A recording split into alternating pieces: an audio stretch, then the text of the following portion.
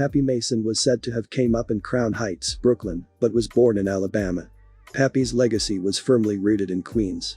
Brooklyn, in general, bred some of the toughest cats in America and was the epitome of thug life among the 5 boroughs of New York City.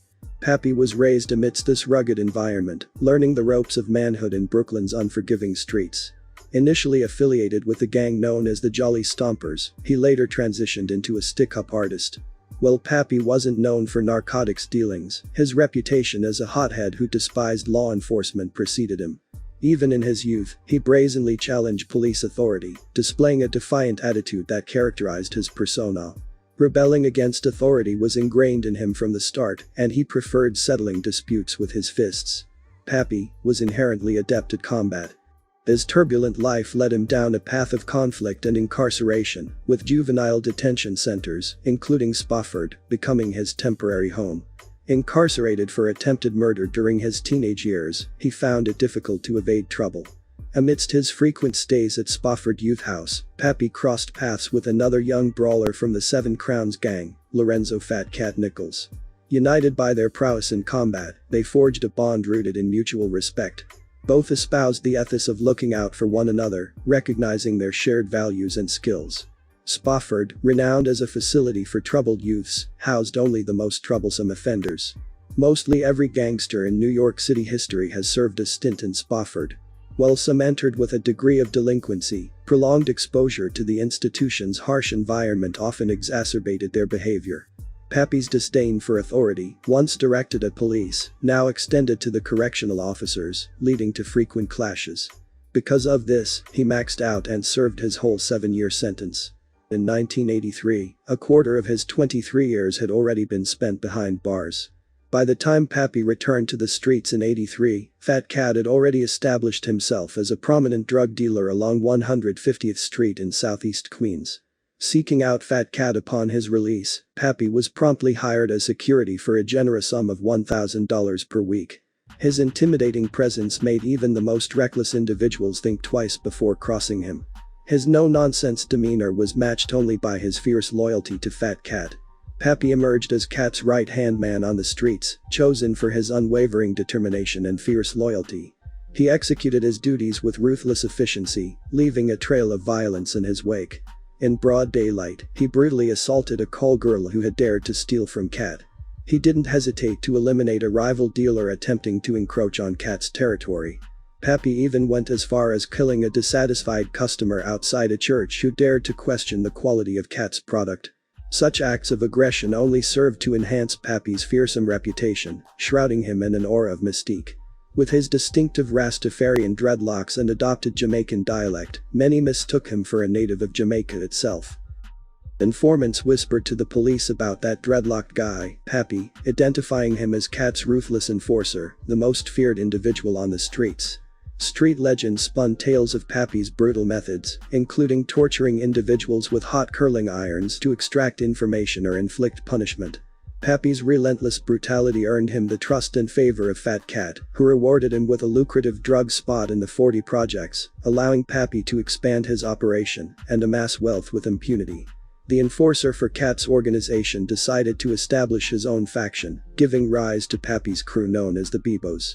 With dreads adorning their heads, the Bibos delved into the drug trade, dealing in cocaine and heroin. Following Pappy, his crew mimicked his mannerisms, adopting his violent tendencies and even his Jamaican-inflected speech. The Bibos fully embraced Rastafarian culture, incorporating its principles into their daily lives. While Pappy maintained a presence on 150th Street, his crew held down operations in the 40 projects. They had jackets with Bibo emblazoned on them. Although Pappy was the unofficial leader of the crew, they were all men, stood on business, and maintained mutual respect amongst one another. Every individual was responsible for holding one's own. Despite leading his own crew and managing his own drug spot, Pappy remained responsible for Cat security. Pappy's reputation as a fearless and unrestrained individual extended beyond his affiliation with Cat. Even the notorious Supreme recognized Pappy's authenticity and thoroughness. When crack cocaine flooded Queens, it brought about profound changes, particularly in terms of heightened violence, with Pappy Mason positioned squarely in the midst of the turmoil. When Fat Cat encountered legal trouble in 1985, Pappy was prepared to take drastic measures to ensure his freedom. As Fat Cat was being escorted to a police car, Pappy stealthily approached the arresting officer, ready to use his firearm to facilitate their escape. However, upon seeing Fat Cat signal to stand down, Pappy retreated, gun still in hand, into the shadows. Despite Fat Cat's imprisonment, Pappy remained fiercely loyal, visiting him in jail and issuing veiled threats to those associated with his arrest. Lorenzo Nichols is accused of running the biggest crack operation in Queens and perhaps the city. Mason thought there are some guys in Queens that are making a lot of money. Pappy Mason and Lorenzo Fat Cat Nichols. Cat was like probably the biggest figure on the southeast border. I saw there was a light on in the back room, so I went into the back room. There were 3 men behind a big desk, and I realized one of them was Fat Cat Nichols. New York City streets have produced a lot of hustlers and drug dealers, but Fat Cat and Pappy Mason, they were a different breed, pulling in over $20 million a year from the drug game. There were several major organizations selling in southeast Queens, and one of them was Lorenzo Fat Cat Nichols' organization. Their reign was so wild that even legends like 50 Cent, Nas, and Jay-Z name-dropped them in their lyrics. With both respect and fear, they were those guys. During the 1980s, New York City was battling a monster. And that monster was the crack epidemic.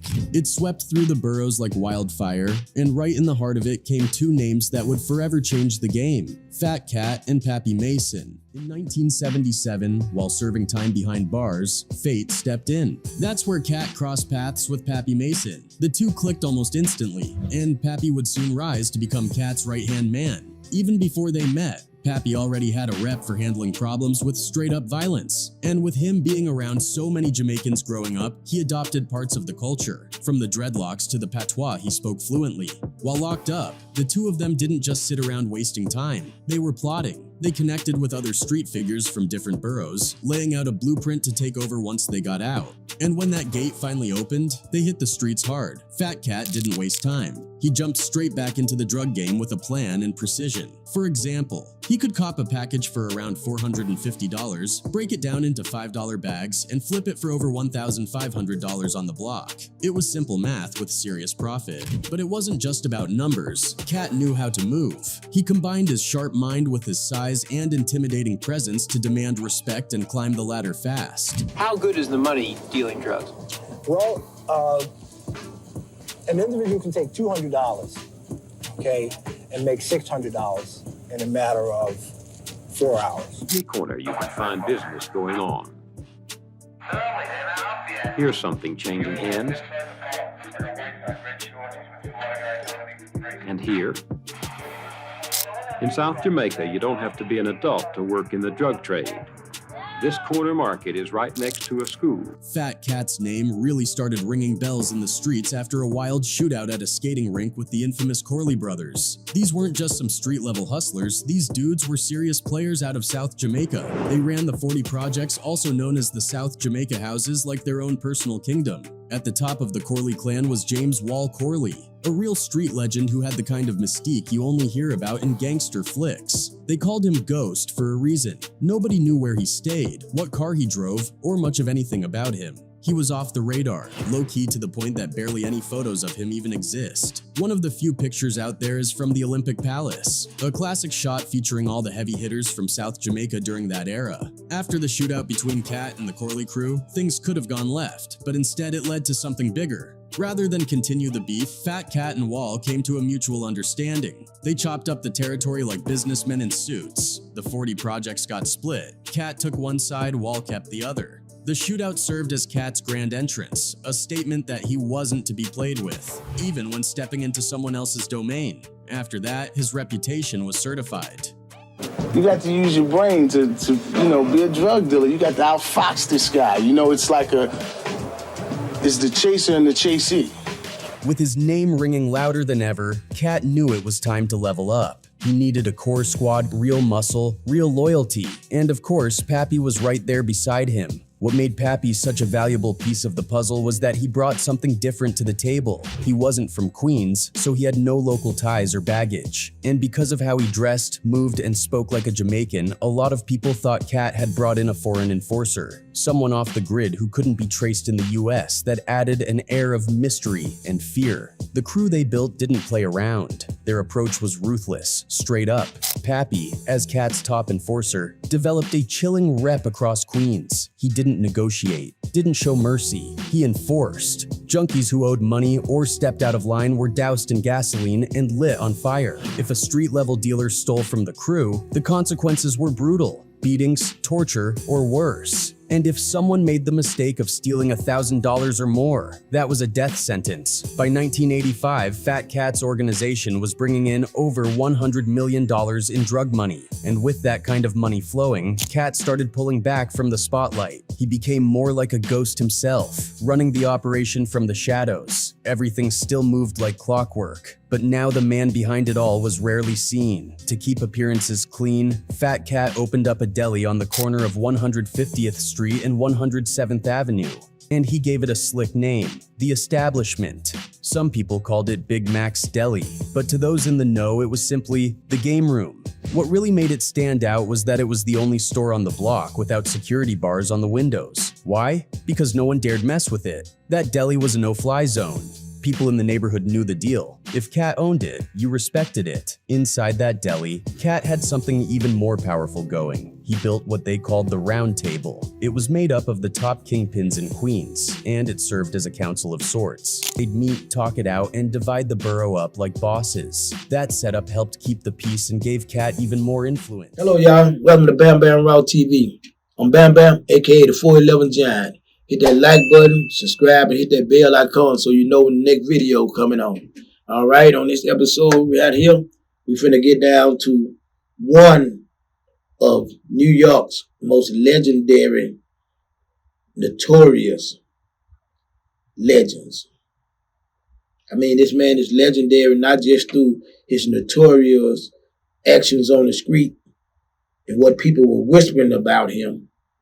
He's notorious and known for the songs and the rap songs that they put him in, the way they have used him in rap songs to make statements.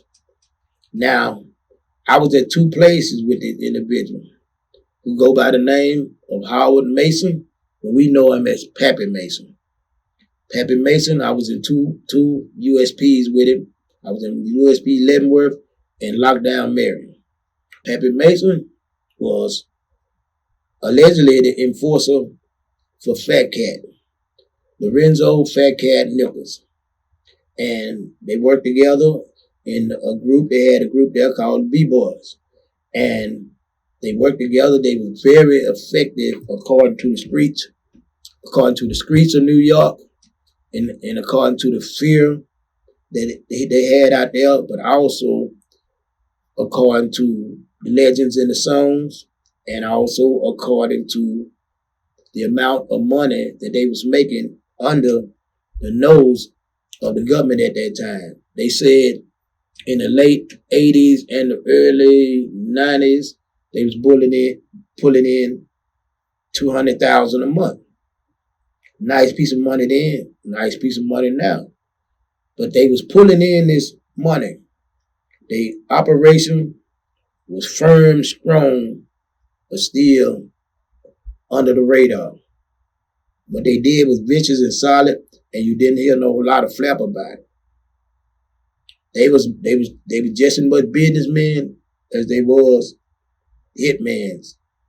So now in this situation here, there was a conundrum because they was Pappy Mason was putting in vicious work.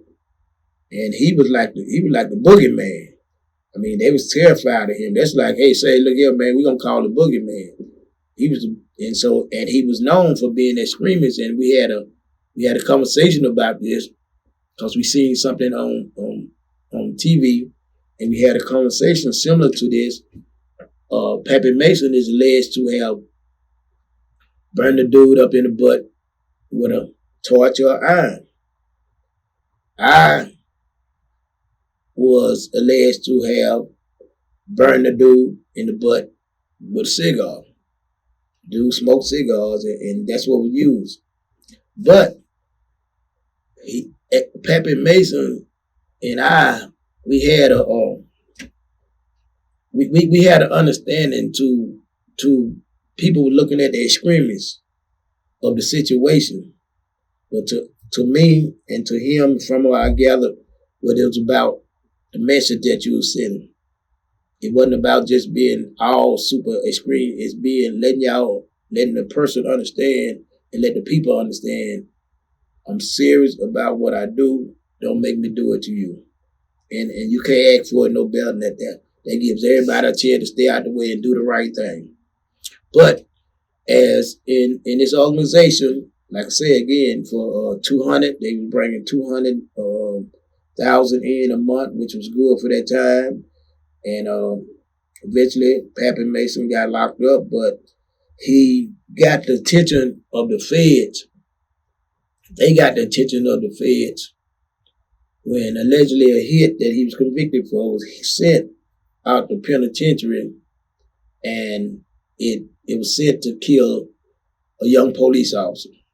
The police officers were Edward Burns, and he was a young police officer. I don't know exactly what he did or what going on to make that hit necessary. But whatever it was done, it was carried out. And for that, Pappy Mason ended up being convicted and in this conspiracy. Now, that I know from the people talking and from the articles that I have read. Now, I've been having people asking me on my podcast since I've been doing it to do something on Pappy Mason. I was reluctant to do something on Pappy Mason because there's very few things that I can't stomach in the federal system. There's very few things because I've been through it all. When you medicate a man, I done seen some come back from it. I even been part of helping some come back from it. But when you medicate a man, that's a whole different story. But I'm gonna move on to this. Me and Pappy Mason, we was at USP Leavenworth. At USP Leavenworth, we only had that one situation with Justin when we pulled up, and I talked to New York, and we got it straight. We got everything straight. He was present. Big Chuck was present. Chris was present. Some more other men out of New York. You know what I'm saying? You had quite a few of them down there. So we got all that settled. Me and Pappy Mason have talked in the TV room. We've talked in the TV room. That's why we seen an episode of, it was a movie in which the man stuck something in the dude behind. And that's when we end up making a reference about our situation. But moving on from that, and other times I may have, seen him standing there watching the sports or whatever, said something to him, but we never got further than after that. But he was very respected on the compound. He walked with security, and he walked, and he was a secure man, and so he was cool with us. And then he ended up I think he got into it with the police. But naturally, the police, they disdained him. They couldn't stand him because of what he was in there for. Once you got into it with police or done something to a police, inside or outside the jail, you got a target on your back. But anyway, Pappy Mason ended up going to lockdown Marion for that. I later on came to lockdown Marion. If you're looking at that room that Pappy Mason is in, that's in the old block. It's an old block part of lockdown Marion. Up here, where you got that little stand, I got pictures. I'm gonna see if I can find that picture. I got a picture of the same room, the same place, and it's a stand right there. You put your TV and your fan right there. If you're lucky, if you ain't lucky, but if you got somebody else, you buy their fan too, have two of them hooked up. But your fan, your radio, or your TV and your radio, that's what go in these two switch here. And that's what you see in the back of them. The bed is made out of concrete with a little mattress like this. This on it. And that's where you see the toilet is still sitting right there. So that's a Marion lockdown. That's not the new side, that's the old side. So anyway, that's what he had on the picture that I'm showing y'all that they have. All right, me and Pappy Mason, when we got to the step down unit, right before they shut it down, me and Pappy Mason was over there. And a lot of men were hurt and disappointed on our meeting of Pappy Mason. He was on another range. When I got there and I seen him, he wasn't the Pappy Mason that we knew. That's why I really was reluctant to do one on him, because the Pappy Mason had been either taking the medicine or being medicated by these people. And he was so medicated that most of the time he didn't even know where he was. He wasn't alert Pappy Mason to, what's up, man, Pappy Mason. He was like, and a lot of us didn't like that. Malik was down there, or Iron Man, or Malik being Jeff Ford, or a lot of Larry Moe, or ER, a lot of men from everywhere, a lot of men from everywhere, some of the top men, some of the top men from everywhere there, we were very disappointed, and, we felt some kind of way about that. We did what we could for him. We made sure he was good. See, because real gangsters and legends, you don't take advantage of a legend when he is not at the pinnacle of his thing. If you wouldn't face him then, you don't face him now. And if you do something to him, no matter where he's from, some of us gonna step up. We're gonna step up for him. We don't care that he's a legend from New York. We don't care that he this and that. He's a legend. He did his part. And you ain't gonna take advantage of him when he had a disadvantaged situation. You'll never do that there on my watch. And the other man felt the same way. We used to give him stuff for his hygienes and stuff like that, and try to encourage him this, but he wasn't a Pappy Mason. I don't know, is he still medicated? I don't know what. I didn't never seen him when I was at ADX. I never got the chance to see him. But it bothers us. I mean, if a man, I don't care if a man died, let him die with his own sanity. Let him die knowing who he is, what he is. I mean, that's me, man. I mean, but anyway, that's why I was reluctant to do the thing on Pappy Mason. But if you look him up, the man he's legendary through the rap songs of New York. He's legendary through his notorious actions. He's legendary through the group that he was part of. He's legendary through his loyalty for the people and that he worked for and he associated with going on. But me, I don't believe that very few times when the people put it in a box, like this man at the Enforcer, he worked for Fat Cat. Bamm Bamm is the Enforcer. He worked for Big Don. Those boxes don't always fit your scenario. There's got to be a camaraderie and a brotherhood in between you and somebody for you to go out and do certain things for them and for the benefit of your people. It ain't just for a paycheck. Trust me on that one. But much respect to his name, much respect to his legend. If he's still in ADX or wherever, I just hope he done shook back. And I got the men that were down there with me going on. Everything I tell you, you can pretty much bank on it. If there's a mistake in it, I bet you it ain't nothing but one that small. But I was in two places with him, and as I say, I don't like the way he was at the end, but I got big respect for him as a legend, and he gonna always be a legend in song and in the notorious history of New York. And here to me. So hey, listen here. I'm gonna come and close, and I'm gonna be coming at y'all with some more videos and everything. I'm finna get back on top of it real heavy. I want you to hit that like button, subscribe, hit that bell icon, so you didn't know when my next video come out. And we finna start getting them back up there again. I thank y'all for y'all support and standing here with me. For 11 Giant, man, I ain't gone yet. I'm still on it.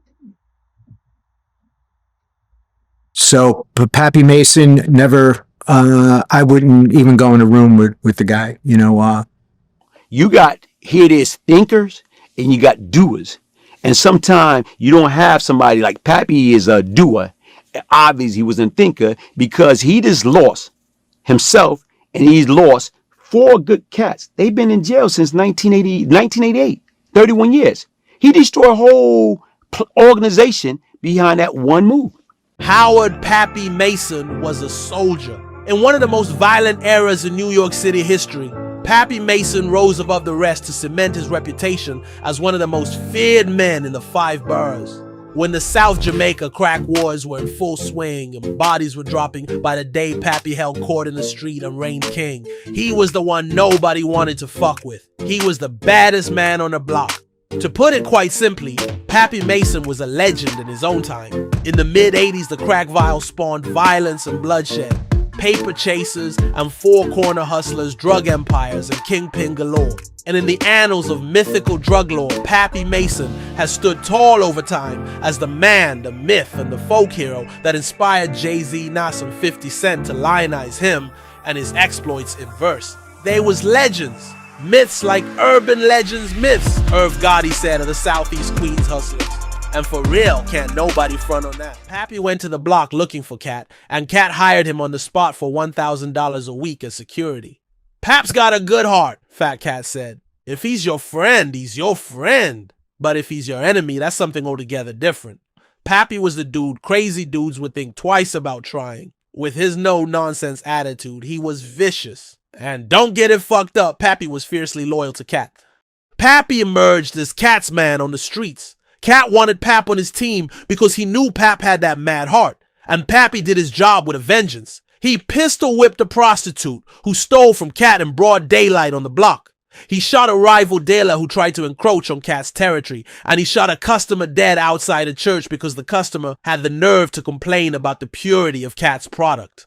Pappy's viciousness and image enhanced his already fearsome. His Rastafarian dreadlocks and adopted Jamaican dudes thought he was from Jamaica.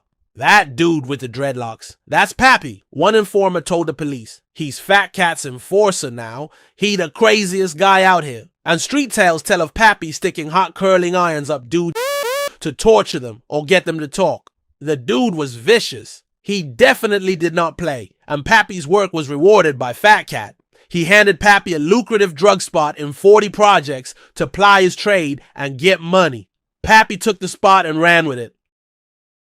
The enforcer for Cat's crew formed his own crew. Pappy's sub-organization was called the Bibos. The Bibos grew dreads too and sold drugs. And along with the dreadlocks, Pappy's crew emulated him in all matters from his violent ways to his speech patterns. But still, even with his own crew and spot, Pappy was in charge of Cat's security.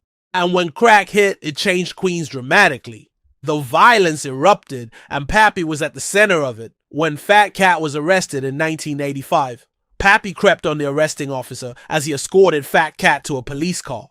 Pappy slipped behind the cop and was prepared to shoot the cop to free Cat so they could make a getaway, but Cat shook his head no, so Pappy crept back into the cut, gun still in hand. Pap used to visit Cat in jail at the Queens House of Detention, and even threatened Fat Cat's girl after his arrest. I don't know what you know, Pap told her, but Cat says you better forget it. And when Cat's parole officer was killed for violating Cat's state parole, Pappy was the main suspect. On February 28, 1985, Queens detectives arrested Pappy for the murder on Cat crew member Perry Bellamy's statement. Bellamy told the cops that he lured the PO to the ambush spot where Pappy gunned him down. When the cops arrested Pappy, he had a loaded .22 caliber Derringer in his boot that he was trying to get at before the officers arrested him, adding to his charges. Asked to cooperate into the affair and implicate Fat Cat for the murder of the PO, Pappy told police, "I ain't no Perry Bellamy," referring to the snitch in Fat Cat's camp.